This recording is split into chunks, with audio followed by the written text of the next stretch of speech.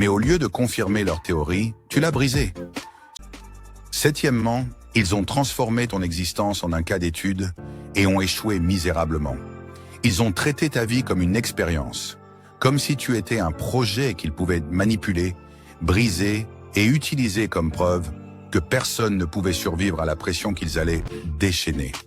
Ils voulaient là faire de toi un exemple public, un compte d'avertissement pour quiconque oserait se comporter avec trop de confiance, d'intégrité ou de lumière. Dans leur esprit, une fois qu'ils t'auraient assez humilié, tu t'effondrerais et ils pourraient te pointer du doigt comme preuve que personne n'est intouchable. Mais au lieu de confirmer leur théorie, tu l'as brisée. Ce qu'ils avaient prévu comme une étude de la destruction est devenu un exemple vivant et respirant des limites de la cruauté humaine. Ils ont sous-estimé à quel point ton esprit était profondément enraciné et ils ont négligé le fait que certaines personnes sont construites avec une fondation qui ne se fissure pas sous le poids du mal. Elle devient plus forte. Chaque coup qu'ils t'ont porté n'a pas produit l'effondrement qu'ils avaient prédit. Il a révélé une résilience qui les a embarrassés devant tous ceux qui regardaient. La vérité, c'est qu'ils n'attaquaient pas seulement toi. Ils faisaient une déclaration à tout le monde. Si nous pouvons briser celui-ci, nous pouvons briser n'importe qui. Et c'est exactement pourquoi leur échec fait si mal. Au lieu de prouver ta faiblesse, ils ont prouvé la durabilité de ta volonté.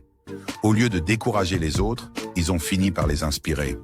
Ce qui était censé être ta chute est devenu la chose même qui a élevé ton influence. Maintenant, le cas d'étude qu'ils voulaient présenter au monde est étudié pour une raison complètement différente. Les gens ne parlent pas de comment tu as été détruit, ils parlent de comment tu as refusé de plier. Ils disent que la manière dont tu as tenu bon sans devenir amer, la manière dont tu as survécu à leur manigance sans t'abaisser à leur niveau. Leur plus grande erreur n'a pas été de t'attaquer, c'était de penser que tu pouvais être réduit à une victime dans leur récit. Tu es devenu la preuve que la résilience n'a pas de plafond et qu'aucune quantité de malveillance ne peut surpasser une âme ancrée dans quelque chose d'inébranlable. Et maintenant, la seule leçon qui reste de leur expérience, c'est que l'arme qu'ils ont essayé d'utiliser sur toi ne fonctionnera jamais sur quelqu'un qui refuse de se rendre.